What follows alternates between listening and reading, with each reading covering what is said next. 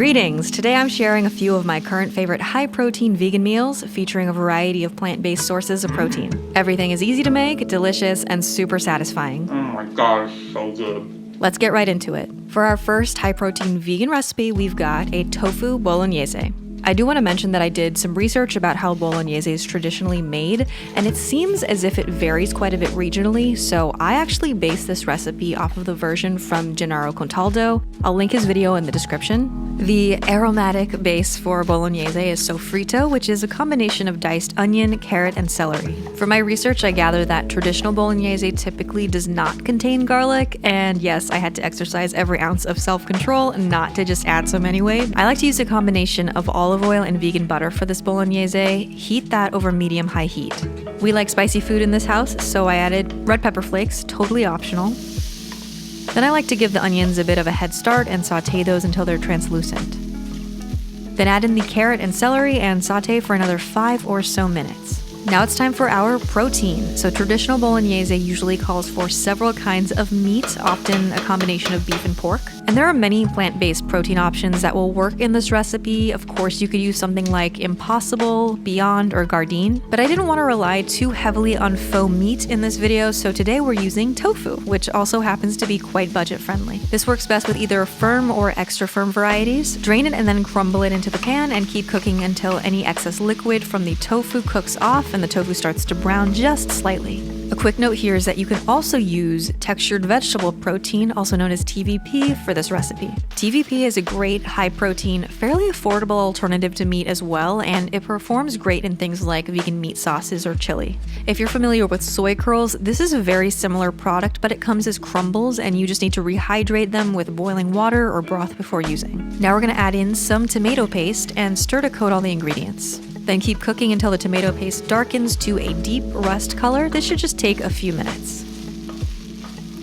For some extra flavor, you could deglaze the pan with a dry wine of choice. But if you don't prefer to cook with wine, you can simply deglaze with some vegetable broth. And speaking of broth, for this recipe, I recommend getting your hands on some vegan beef-style bouillon. This is the brand I usually have in my pantry, but I'm also a big fan of the no beef base from Better Than Bouillon. It has so much more umami and depth of flavor compared to a regular vegetable broth, and it'll just make the sauce taste more savory and meaty since tofu on its own has very little flavor.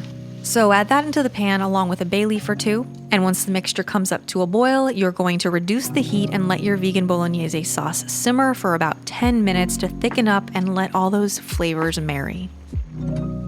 In the meantime, go ahead and prep your pasta. This is traditionally served with a flat, wide pasta like tagliatelle or pappardelle. These shapes hold the sauce best. Unfortunately, I couldn't find any where I usually shop, so we are using bucatini instead. I also wanted to mention that there are now several higher protein pastas available these days. For example, Barilla makes a protein plus pasta, which has 10 grams of protein per serving, and there are also other pastas made from red lentils or chickpeas, so experiment to find what you like. Cook your pasta till al dente and reserve some of that cooking liquid before you drain it. You can add your pasta directly into the bolognese sauce and then add a splash of that starchy pasta water if needed to get your sauce coating your noodles. Top this with some vegan parm if you like. We always have a wedge of Violife vegan parm in our fridge or some of the follow your heart grated parm. And our vegan tofu bolognese is served. Taste test time. Are we gonna do this together? Yeah. Immediately gets food on the floor. This shape really is not holding the sauce very well. So if you can find one of the wide flat pastas, I do recommend it. Ooh, honey, it's so good. Let me get some of this tofu on top. There's no pretty way to eat this. I'm gonna turn around. It's really freaking good. So we've never had it with the tofu before. We've always used Impossible or Gardein or something. When we went camping for my birthday and we ate it in the tent in the rainstorm, what was the meat? Was it Gardein? Mm-hmm. So I only remember it like that. So like the flavor is the same and the tofu really works in there. And once you cook it down enough, it's really good. You took that bite on camera and it worked. The bucatini definitely makes for a sloppy version of this. It really does taste way meatier than I expected it to be. I'm very impressed by the tofu. It definitely is doing what you expect tofu to do. and like really sucking up the sauce and all the flavor. It doesn't taste like tofu anymore. You know, sometimes you cook tofu and like it still tastes like tofu on the inside. It's not happening. It totally blends in. It's great. It's not as convincing as Impossible or Beyond texturally, but it's pretty good. It's freaking delicious is the point. Hello friends, we're going to take a quick pause to give a big shout out to the sponsor of today's video, Element. It's an electrolyte drink mix with a scientifically backed ratio of sodium, potassium, and magnesium, and it's got no junk, so no sugar, no artificial color or flavors. Comes in lots of different really delicious flavors. I think my favorite are probably the raspberry and the watermelon maybe. And the flavors are all so good. You can tell they're made with real pure ingredients, and they honestly make me look forward to getting hydrated as someone who has a very bad track record with getting enough water throughout the day. Now, what inspired this high protein recipes video is the fact that Eric and I have been back at the gym consistently for the past several months. And yes, protein is such an important part of the equation, but hydration is also so crucial. Electrolytes play an important role in so many processes in the body, everything from hormone regulation to muscle recovery and repair to nutrient absorption. So Element is so helpful in staying hydrated. You can drink it before, during, or after a tough workout, help prevent muscle fatigue and cramps if you're prone to those, or just sip on it throughout the day. So if you want to try out Element for yourself, you can head to drinkelement.com/SVK, and that is spelled drinklmnt.com/SVK, and they will give you a free sample pack with your order. So that's 8 single serving packets, one of each flavor for you to try for free. Pretty sweet. The deal is only available through my link, so check it out and don't forget to stay salty. All right, right back into our recipes. For our next high protein vegan meal, we're going to be making a quick and easy tempeh bacon and then enjoying it in a delicious BLT. If you're unfamiliar with tempeh, it's made out of soybeans like tofu, but they're whole soybeans, so it's actually a bit higher in protein than, say, extra firm tofu. For reference, a serving of tempeh contains 18 grams of plant-based protein. You can cut your tempeh into different shapes depending on how you plan to eat it. So you can cut it into about 1/4 inch strips, you can chop it into cubes, you can crumble it if you want to make bacon crumbles to top a salad, but when I make it to enjoy on a BLT or a breakfast sandwich, I like to cut it into wide slices. So you can actually mix together all of your bacon marinade ingredients directly in a nonstick skillet. Soy sauce, you can use tamari or liquid aminos to make it gluten-free, maple syrup or agave, liquid smoke, garlic powder, onion powder, paprika, black pepper, and a vegetable oil of choice. I'm using avocado oil. Whisk the ingredients together and then place your sliced tempeh in the pan and do your best to give the pieces a toss so they're evenly coated.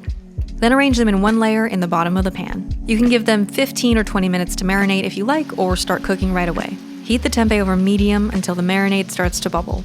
From this point on, give the tempeh a toss every minute or so to continue to distribute the sauce. What we're doing here is cooking off the extra liquid in the marinade to concentrate the flavor and essentially form a glaze around the tempeh. Once most of the liquid in the pan has cooked off, arrange the slices in an even layer in the pan and allow them to cook until they're a deep golden brown color. There is sugar in the marinade, so it can go from caramelized to burnt very rapidly at this point, so reduce your heat a little if needed. Repeat this process on both sides until it's all golden brown. This is going to yield a tempeh bacon that is delicious but not particularly crispy, so I want to show you what you do if you really want that extra crispy bacon crunch. First, you'll want to make sure that you cut your tempeh nice and thin to maximize the crispiness. And instead of combining your bacon marinade right in the pan, you'll want to pre-crisp the plain tempeh by shallow frying it first. Use an oil to fry that has a high smoke point and fry the tempeh until it's very crispy and deep golden brown on both sides. Remove the fried tempeh to a paper towel-lined plate and will crisp up further as it cools. Then remove any extra oil from the pan, return your crispy tempeh, add in the ingredients for the marinade, omitting the oil this time since we've already fried the tempeh. Then just follow the steps I showed previously to glaze the tempeh. Now let's make our delicious high-protein vegan BLT. Of course, you're going to need to prep some fresh lettuce. I've got some butter lettuce here, but actually, I tend to prefer iceberg lettuce in sandwiches. It's just got that superior crunch, but use whatever you like. Then slice up a tomato, and a trick I like to do is to blot my tomatoes off with a paper towel, which helps to keep the sandwich from getting soggy. I also like to salt and pepper them.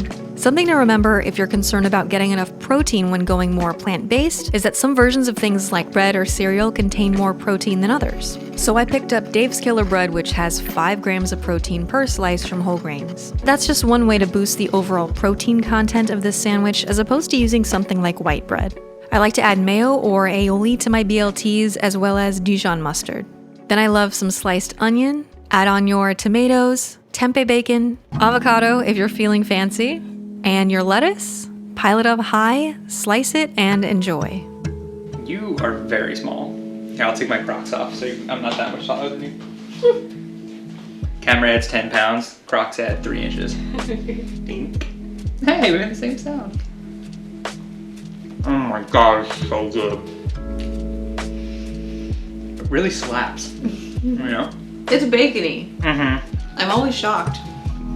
It's so salty and so smoky. It really cuts through the freshness of everything else. It's like a perfect balance. You can eat that? You like the texture of the tempeh in the sandwich?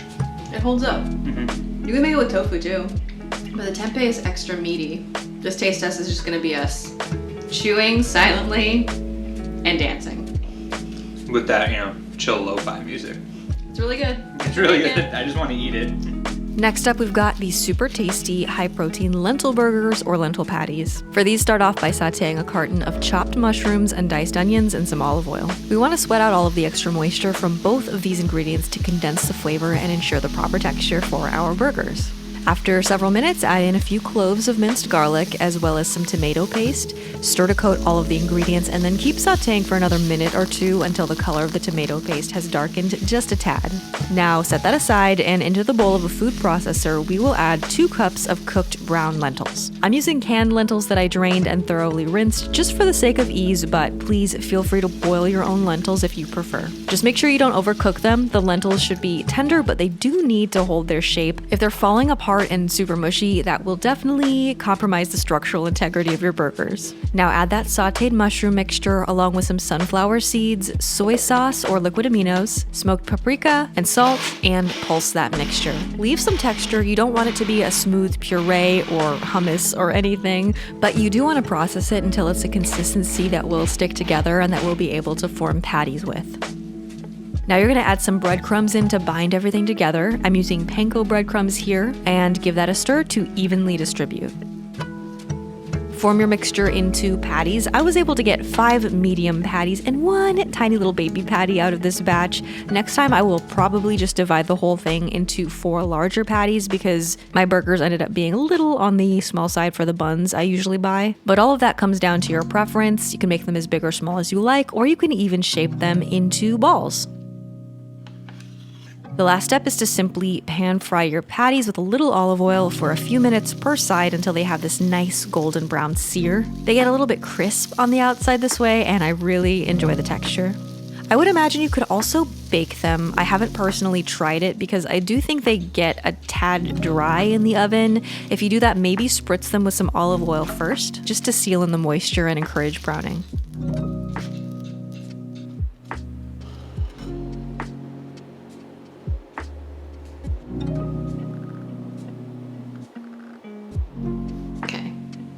Burger time.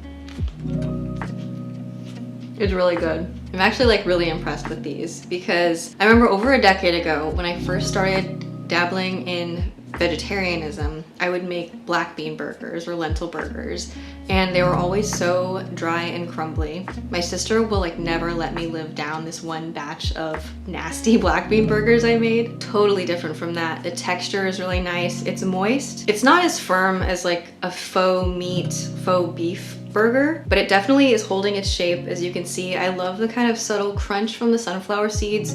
You could leave them out or you could substitute in, I've seen people put walnuts in their lentil taco meat and stuff like that. Overall, I really like it. It's very savory. It's got a hint of that smoke from the smoked paprika, and they're so inexpensive to make, seriously. Day of Swiss, pickles, onions, basically everything that goes on a Whopper. Oh, a little lentil Whopper action? Mm-hmm. Okay. I tried the lentil patties by themselves. When you made them, I just tried a bite and they were good, and I'm really excited to try them in the context of a burger. It's really good. Now, if you know me, you know I'm kind of I just love impossible burgers and stuff like that. So I was I don't know if I'm really gonna like this because it's made out of real food and stuff, but I really do like it. It really is nice. And it sticks together very well. It sticks together very well, which I know is hard to accomplish with the veggie burger. So, good job, honey. Now, for our last high protein vegan recipe, I did want to share one thing we love to make with faux meat. We really don't buy much of it these days because it has been so expensive, what with inflation, but whenever Impossible beef goes on sale, we do usually pick up a few just to throw in our freezer and have on hand. And when we do have Impossible, these garlic ginger meatballs are the first thing Eric asks for. This might be like one of his favorite things I make, and it's super easy and delicious. I mince up plenty of fresh garlic, as well as about an inch of ginger and then a few scallions. If you can get your hands on some fresh lemongrass or lemongrass paste, then that's also a really tasty addition. And here we go, add your vegan beef ground to a bowl, then add in your ginger, garlic, and scallions, a little bit of brown sugar or coconut sugar if you have it, some soy sauce, then you can add some sriracha or chili paste to preference, and then optionally, a little bit of cornstarch. It's not necessary, but it'll absorb any juices that the ingredients release so that the moisture and the flavor stays inside the meatballs. Mix all that together to distribute the flavor and then roll it up into balls. A cookie scoop helps to get nice even portions, but otherwise you can just eyeball it and aim for roughly 1-inch balls. During this time, you'll have the oven preheating to 400 degrees, and these just need about 18 to 20 minutes until they're a nice even golden brown.